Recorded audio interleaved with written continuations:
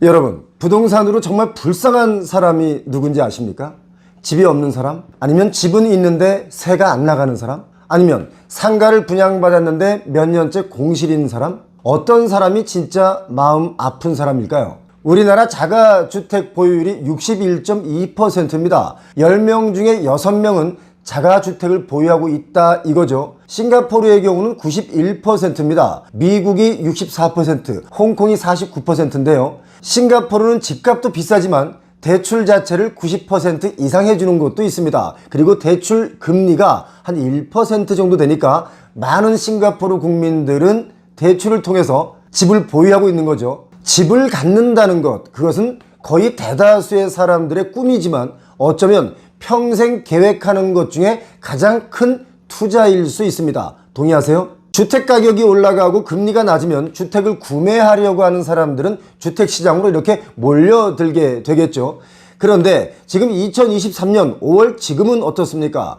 지금 당장 집을 사려는 사람들보다 사지 않으려는 사람들의 숫자가 훨씬 더 많습니다. 그런데 지난 몇 개월간 주택 구매량은 늘었습니다. 특히 요즘 2030 세대들의 주택 매수 비율이 늘어나고 있죠. 그런데요, 전반적인 MZ세대들의 공통적인 생각은 집을 사려고 하지 않습니다. 이런 것은 꼭 한국만 그런 것은 아니죠. 일본의 MZ세대들도 주택 구입을 하려고 하지 않습니다. 일본은 부동산 폭락기를 맞아 부모님들이 마음고생하는 것을 지켜본 자녀 세대들이 많습니다. 미국도 마찬가지죠. 미국은 성인이 되면 곧바로 독립하는 것이 우리나라 사회 분위기와는 좀 사뭇 다르죠. 그런데도 불구하고 미국의 MZ세대들도 주택 구입에 조금 소극적입니다. 물론 전부 다가 그런 것은 아니고요. 대체적으로 인식이 그렇게 바뀌었습니다. 그렇다면 왜 이렇게 인식이 바뀌었을까요? 첫 번째 이유는 부모 세대가 집을 샀을 때 그때보다 지금이 집값이 더 비싸졌습니다. 부모님 세대처럼 허리띠를 졸라매고 집을 살 수 있는 가격이 아니기 때문이죠. 그리고 두 번째는 뭘까요? 부모 세대가 젊었을 때보다 지금 청년들의 소득이 높지 않습니다. 지금의 MZ세대는 세계적으로 마찬가지지만 이전 세대보다는 가난합니다. 생활 환경은 물론 좋아졌지만 주머니가 가난해진 거죠. 말이 안 되는 거 아니야? 요즘 월급도 많이 올랐는데 무슨 얘기야? 하시는 분들 계실 텐데요. 실질 소득이 더 낮아진 건 맞습니다. 서울의 주택 구입 물량 지수를 체크를 해보니까 22년 말 기준에 3.0이 나왔습니다. 3.0이라는 것은 얼마나 이게 심각한 수치냐면요, 서울의 중위소득 가구가 본인이 보유한 순자산과 소득을 기준으로 대출을 받아 살 수 있는 아파트가 100채 중에 3채라는 뜻입니다. 내 소득과 보유하고 있는 순자산을 합쳐서 또 대출을 일으켜서 살 수 있는 아파트가 100채 중에 3채. 이거 심각하지 않습니까? 그만큼 비싸다라는 뜻입니다. 3이라는 숫자가 10년 전에는요, 어떤 숫자였냐면 10년 전 2012년 데이터에는요 32.5였습니다. 32.5였던 것이 10년이 지나서 이제 3이라는 숫자로 바뀐 거죠. 어때요? 지금 MZ세대가 이전 세대보다 실질적으로 훨씬 가난하죠. 여러분 옆에 도표를 보시면 지금 아실 수 있을 텐데요. 1946년부터 64년까지를 보통 베이비붐 세대라고 하죠. 그리고 65년부터 80년까지를 X세대라고 합니다. 65년생 분들은 내가 X세대야? 라고 하실 텐데 X세대 맞습니다. 그리고 81년부터 96년까지를 밀레니엄 시대라고 하고요. 그리고 97년 이후를 Z세대라고 해서 MZ세대라고 하죠. 어떤 사회학자는 데이터를 놓고 이렇게 얘기를 합니다. 베이비붐 세대가 부자라서 MZ세대에게 집을 사주는 부모가 많다라고 얘기를 하는 분도 있습니다. 이것도 사실입니다. 그런데 문제는 집값이 너무 비싸기 때문에 대체적으로 사실상 이렇게 우리 MZ세대들의 경우는 정말 집을 살 수 있는 꿈을 꿀 수가 없는 것입니다. 제가 늘 이야기를 했지만 부동산의 거품이 결국 우리나라 전체를 망치는 거다, 이렇게 보는 것이 정확할 수 있습니다. 청년들이 꿈을 꾸지 못할 지경으로 만들어 놓으면 정말 미래가 있겠습니까? 여러분 생각은 어떻습니까? 제 이야기에 동의를 하시던 동의를 하지 않으시던 제 의견은 그렇습니다. 자, MZ세대가 집을 사지 않으려는 이유 세 번째입니다. 세 번째는 뭘까요? 바로 혼인을 하지 않습니다. 혼인율 저하가 나오고 있죠. 혼인을 하지 않으려는 여러 가지 이유 중에 집값이 너무 비싸서 같이 살 곳이 없다, 이것도 포함이 됩니다. 청년주택 요즘 많이 지었죠. 뭐 거기서 살림을 차릴 수는 없는 거 아니겠습니까? 물론 결혼에 대해서 가장 자신 없는 부분이 양육비 중에 교육비를 감당하기 어려울 것 같다, 이런 내용도 있습니다. 그러니까 아이를 낳아서 잘 교육시킬 수 있는 교육비, 그 교육비를 감당하기가 너무너무 겁이 난다, 이렇게 말하는 젊은 세대들 많습니다. 요즘 아이 한 명 잘 키우는데 돈이 보통 많이 드는 게 아닙니다. 그래서 포기하는 겁니다. 예전 세대들은 그런 이야기를 하죠. 야, 낳기만 하면 다 집 앞벌이 해. 이런 얘기들을 하는데, 이런 이야기를 요즘 MZ세대들에게 했다가는 그냥 무식하다는 소리 듣기 십상입니다. 자, 결혼을 하지 않으니 굳이 집을 살 필요성을 못 느끼겠죠. 예전 세대, 그러니까 도표상 X세대에 속하는 분들은 그래도 부모님들을 좀 일찍 벗어나서 독립을 했죠. 지금보다는 좀 더 일찍 독립들을 했습니다. 그런데 요즘은 부모님들과 한 집에 살면서 결혼하지 않는 MZ세대들이 정말 많습니다. 너 결혼 안 하니? 이것도 부담이 돼서 이런 말도 못하는 거죠. 결혼하는 연령대도 많이 올라갔습니다. 40이 넘어서 결혼하는 부부들 요즘 많이 있습니다.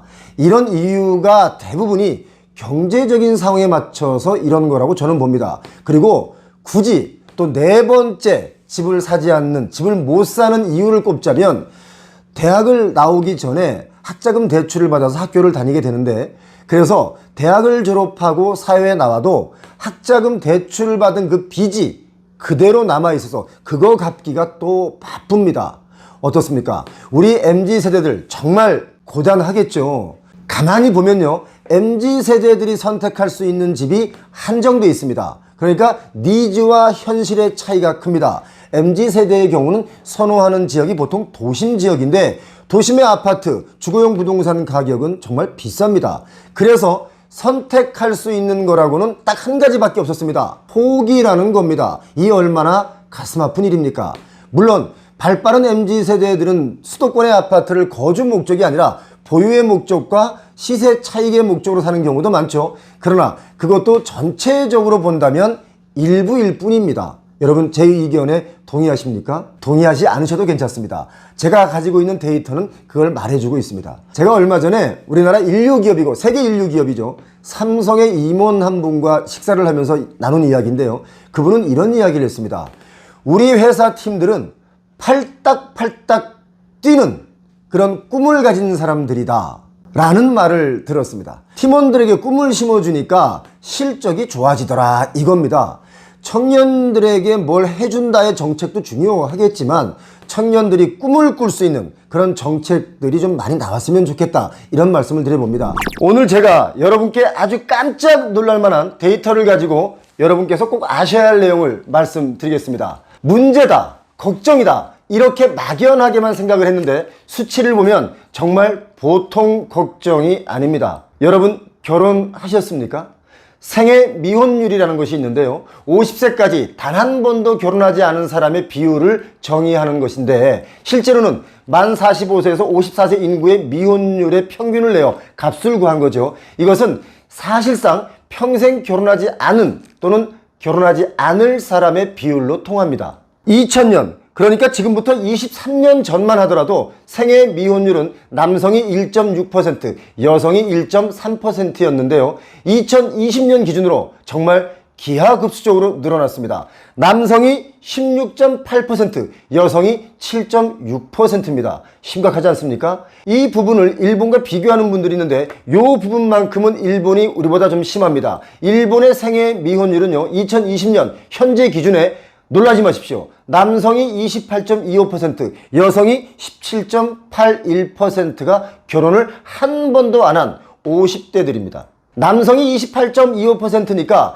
10명 중에 거의 3명은 50대가 되도록 결혼을 한 번도 안 했다, 이거죠. 우리나라가요, 일본을 앞지른 것이 여러 개가 있는데 뭐 대충 제가 몇 가지만 알려드리면, 첫 번째, 노인 인구 증가 속도가 일본의 2배입니다. 그리고 인구 감소 속도도 일본을 제쳤습니다. 그리고 또 있죠, 출산율 저하 속도도 일본을 제꼈습니다.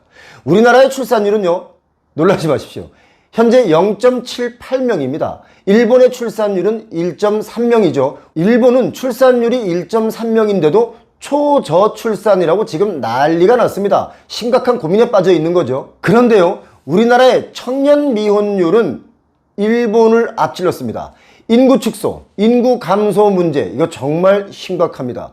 21년 기준으로 OECD 국가들의 평균 출산율을 볼까요? 자, 미국이 1.66명입니다. 캐나다 1.43명, 영국이 1.66, 프랑스 1.8명, 모두 우리보다 앞섭니다. 저출산과 초저출산, 이 개념을 여러분 혹시 알고 계십니까? 저출산과 초저출산 알려드리겠습니다. 저출산이란 한 나라의 인구를 유지하는 데 최소한의 합계 출산율이 2.1명인데요. 2.1명 미만을 보통 저출산이라고 하고, 초저출산은요, 합계 출산율 1.3명 미만을 초저출산이라고 하는데, 우리나라는 1.3명보다 한참 안 되는 0.78명이니까 저출산이라고 해야 됩니다. 그리고 정말 심각한 얘기를 하나 해드리겠습니다. 한 해 동안 우리나라의 신생아가 25만 명이 안 됩니다. 자, 그렇다면 여러분 한번 생각해 보시기 바랍니다. 앞으로 어떤 일이 벌어질까요? 앞으로는 이 친구들이 성인이 되었을 때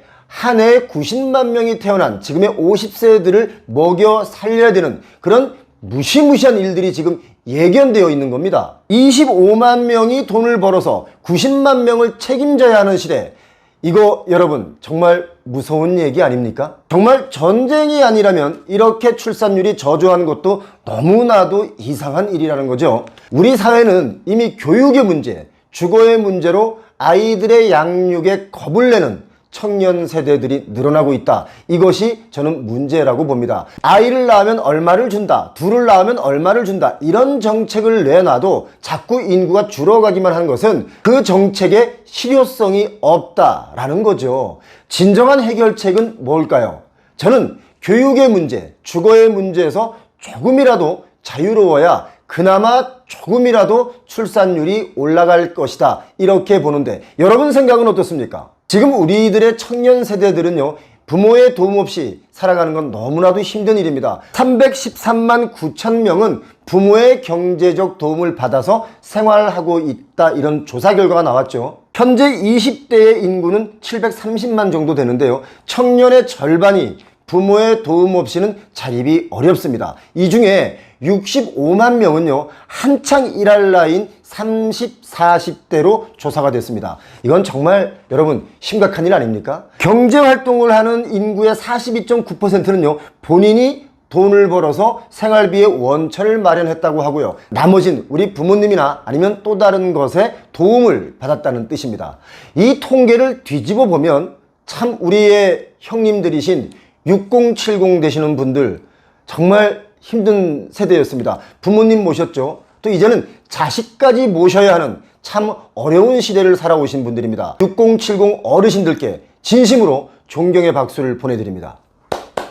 지금 우리나라는 미혼 인구가 늘어나면서 1인 가구가 엄청난 속도로 늘어나고 있습니다. 중요한 것은 모든 연령대에서 미혼 인구 비중이 증가하고 있다는 건데요, 2020년 기준에 30대 중에 남성은 50%, 여성은 33.6%가 미혼입니다. 이걸 2년이 지난 22년 작년 기준으로 본다면 대략적인 통계는 이렇습니다. 그러니까 83년생 40살이죠. 미혼율이 40%입니다. 40살이 미혼율이 40%. 88년생 올림픽 때 태어나신 분들인데 이분들이 35살이죠. 미혼율이 여러분 놀라지 마십시오. 75%입니다. 이거 정말 뭐라고 설명할 수조차 없는 심각한 상황입니다. 현재 우리나라의 1인 가구는요, 21년까지의 통계로 본다면 716만 명입니다. 비율로는 33.4%죠. 1인 가구 800만 시대를 이미 예고하고 있습니다.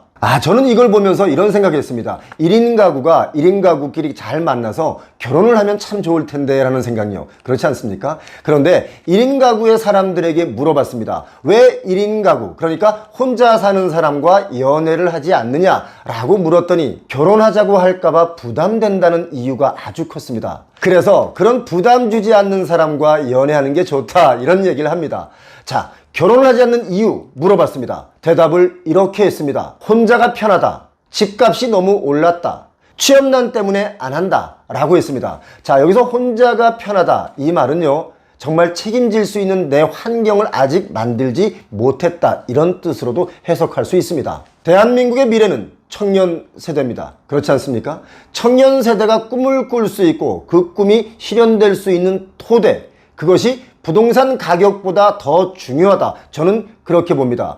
대한민국의 미래는 부동산 개발, 부동산 가격이 아닙니다. 평호TV를 구독하시는 모든 분들께 행운과 또 그 노력에 결실이 있기를 응원드리겠습니다. 아울러 아직도 구독을 하지 않고 눈팅만 하시고 하품하면서 다른 영상을 찾아서 냅다 튀시는 분들이 있다면 그건 반칙입니다. 자, 반칙 없는 구독 부탁드리겠습니다. 여러분 부자 되십시오. 통계청의 자료에 따르면 지난해 기준으로 우리나라에 배우자가 있는 1269만 1000가구 가운데 맞벌이 부부가 584만 6천 가구에 달하는 것으로 나타났습니다. 그러니까 46.1%가 맞벌이죠. 가구의 절반은 맞벌이입니다. 연령대로 살펴보니까 40대와 50대 가구에서 55.2%고요. 그러니까 40, 50대 가구의 절반 이상은 맞벌이 가구입니다. 그리고 60대가 돼서야 맞벌이 가구가 31.1%로 줄어들게 되는데, 사실 이걸 좀 뒤집어서 보면 60대가 되어서도 여전히 3분의 1 가구는 맞벌이를 하고 있다, 이렇게 보시면 되겠습니다. 지금 우리나라는요, 남편 혼자 가장으로서의 경제활동을 하는 상황을 벗어난 지 이미 오래됐습니다. 집값 폭등에 또 물가는 오르고 이런 힘든 상황에 외벌이 하시는 가장이 있는 가정이라면 그 가장이 퇴근했을 때 기분 좋은 말 한마디라도 좀 전해주시기 바랍니다. 오늘도 당신 수고하셨어요, 이렇게요. 자, 이쯤에서 재밌는 통계를 여러분께 보여드리겠습니다. 동거 맞벌이 가구 중 같은 직업을 가진 맞벌이 가구가 37.6%입니다. 많죠. 역시 일을 같이 하다 보면 눈이 맞는 경우가 많은 거죠. 지역별로 보니까 경기도가 149만 6천 가구인데요, 가장 많습니다. 서울이 87만 8천 가구고요. 경상남도가 41만 1000 가구입니다. 이런 순인데요, 이걸 인구 대비로만 봐도 서울 인구는 941만 명이고 경기도의 인구는 1361만 명인데, 경기도에 거주하시는 가구주 분들이 맞벌이 하시는 분들이 참 많네요. 인구별로는 그렇지만 맞벌이 가구를 비중으로 본다면 맞벌이 비중이 가장 높은 지역은 어딜까요? 제주특별자치도입니다. 여기가 가장 높습니다. 제주도 출신 여성분들이 생활력이 강하고 또 위기에 강한 능력을 갖고 있다, 이런 이야기가 이 수치로만 본다면 맞는 얘기인 것 같습니다. 그리고 1인 가구는요, 지금 722만 4천 가구인데요, 전년 대비 18만 4천 가구가 증가했습니다. 정말 1인 가구 증가 속도가 엄청나게 빠르죠. 이 중에 취업한 가구는 455만 5천 가구인데요, 나머진 취업을 하지 않고 자유업이라고 봐야 하는데, 한마디로 무직일 수 있습니다. 자, 그렇다면 1인 가구 수입은 어느 정도 될까요? 1인 가구 중에 월 200만 원대를 버는 비중이 가장 높은데요, 35.3%가 200만 원대입니다. 자, 300만 원대의 수입은요 23.7%고 400만 원대를 버시는 분들은 17.5%죠. 자, 요즘 이런 이야기를 하시는 분들이 많이 계십니다. 물가가 너무 비싸다. 인간적으로 짬뽕 한 그릇에 이젠 11,000원씩 한다. 평양냉면이 15,000원 한다. 평양냉면은 수입품이냐, 이런 농담도 하죠. 그리고 하루 두 끼만 먹어도 하루 2만 원이 넘게 나간다. 둘이서 세 끼를 다 먹는 것은 이건 사치에 가깝다, 이런 이야기도 하고요. 현실적으로 물가랑 임금이 맞지 않는다. 최저임금만 올려서는 답이 없다, 이런 말씀들 하시는 분들이 굉장히 많습니다. 최저임금 오르면 좋죠. 월급 오르면 좋죠. 그런데 그게 그렇게 되면 다른 물가도 또 오르지 않습니까? 오르는 인건비에 회사마다 감당이 안 되니까 인원 정리를 합니다. 이게 불편한 현실이죠. 참 어려운 경제입니다. 어떤 IT 업계에 다니시는 분은 이렇게 얘기를 하죠. 1억을 조금 넘게 버는 IT 프리랜서인데 종합소득세 3천만 원, 지방세 300만 원, 건강보험료 월 80만 원, 그외 국민연금, 재산세, 자동차세, 정말 세금이 끝도 없다. 애들 대학 보내면 남는 것이 없다. 이렇게 얘기합니다. 그리고 또 얘기하죠. 몸을 갈아서 일을 하면 뭐하냐. 1년에 6개월 정도는 순수하게 세금을 내기 위한 공짜 노동을 해야 한다, 이렇게요. 물가가 하루빨리 안정돼야 되겠죠. 점점 늘어만 가고 있는 1인 가구 수, 그분들의 소득을 알아봤는데 이러한 모든 문제를 보고 있는 한국은행은 여러모로 힘든 시기를 겪고 있습니다. 한국은행은 경기보다 물가 관리에 더 무게를 두고 금리 방향을 잡아가고 있죠. 자, 물가 상승률이 2% 정도가 돼야 금리 인하 분위기가 조성이 됩니다. 1인 가구 수는 점점 더 늘어가고 있고 인구는 반대로 줄어가고 있는데 우리의 부동산 과연 어떻게 될까요? 서울의 아파트는 대형 평수 위주로 가격이 반등했습니다. 반등한 건 맞습니다. 하지만 이것은 아주 희귀성 거래입니다. 왜냐하면 대형 평수의 공급이 서울에서는 거의 없기 때문이죠. 그렇기 때문에 대형 평수의 가격이 반등했다고 해서 집값 반등을 이야기하고 또 거기서 계속 더 오른다 라고 이야기를 하면 여러분 믿지 마시기 바랍니다. 제가 생각하는 부동산 문제는 부동산 가격을 잡아야지 해결됩니다. 뭐 대출을 더 해줄게 하는 식으로 부동산 문제 해결하기 어렵습니다. 제 생각은 그렇습니다. 여러분 생각은 어떻습니까? 어떤 은행에서는 1인 가구들이 많이 사는 오피스텔도 대출 기간을 40년으로 연장해 준다라고 하는데 기간이 연장되는 만큼 원리금 상환액이 줄어드니까 매달 나가는 빚 부담을 덜어주는 것도 되겠지만요. 반대로 두 가지의 폭탄을 또 끌어안기게 됩니다. 하나는 오피스텔 가격만 또 부풀리는 꼴이 날 수 있죠. 대출을 막 해주면 시행사에서 또 오피스텔을 막 짓죠. 그럼 대출 많이 나오니까 또 막 사들입니다. 그렇게 하다가 다시 또 집값 하락기가 오면 그 빚 감당이 안 됩니다. 이해하셨죠? 돈을 더 빌리게 해줄게 집 사 이거보다 집값 잡아야 출산율도 올라간다. 제 생각은 그렇습니다.